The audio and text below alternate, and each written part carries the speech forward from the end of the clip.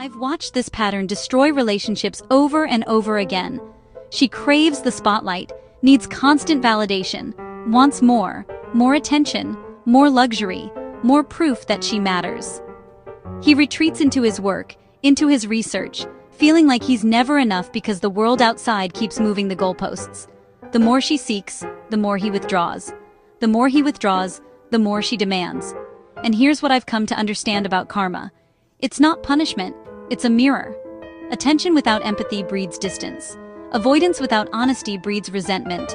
They're both creating exactly what they fear most. He feels trapped in proving his worth to a system he sees as unfair, while she feels unseen by the one person who should see her. The truth is, they're both getting the outcomes their choices invite. Karma isn't about fairness, it's about cause and effect. What you give out, you get back. And right now, they're both giving out fear and receiving exactly that in return.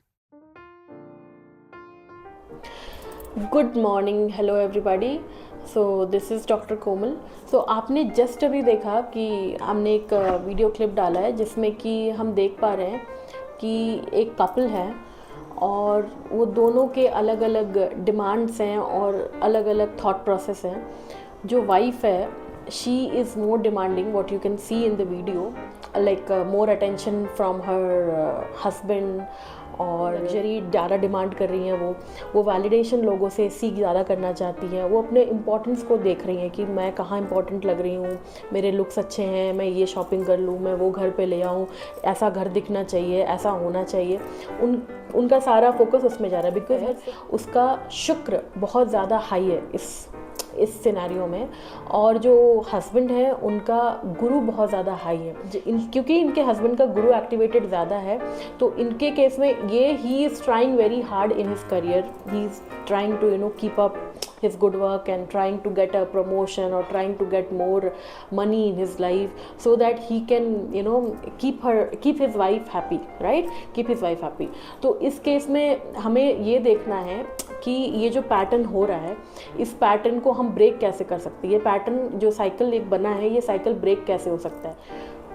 तो जब हम ये देख रहे हैं कि जब wife का शुक्र एक्टिवेटेड है तो ऑटोमेटिकली क्या हो रहा है कि उसका गुरु नीचे आ जाता है। ठीक है, जब शुक्र ज़्यादा एक्टिवेटेड होता है तो गुरु थोड़ा नीचे होता है। वाइस वर्सा हो रहा है हस्बैंड के केस में उनका गुरु ज़्यादा एक्टिवेटेड है तो ऑटोमेटिकली उनका शुक्र डाउन आ रहा है। तो जिसकी वजह से दोनों के बीच में क्लैशेस हो रहे हैं, उनके थॉट्स प्रोसेस में। एक दूसरे के क्या अंडरस्टैंडिंग है, एक दूसरे के क्या एक्सपेक्टेशंस है, वो दोनों एक दूसरे को समझ नहीं पा रहे।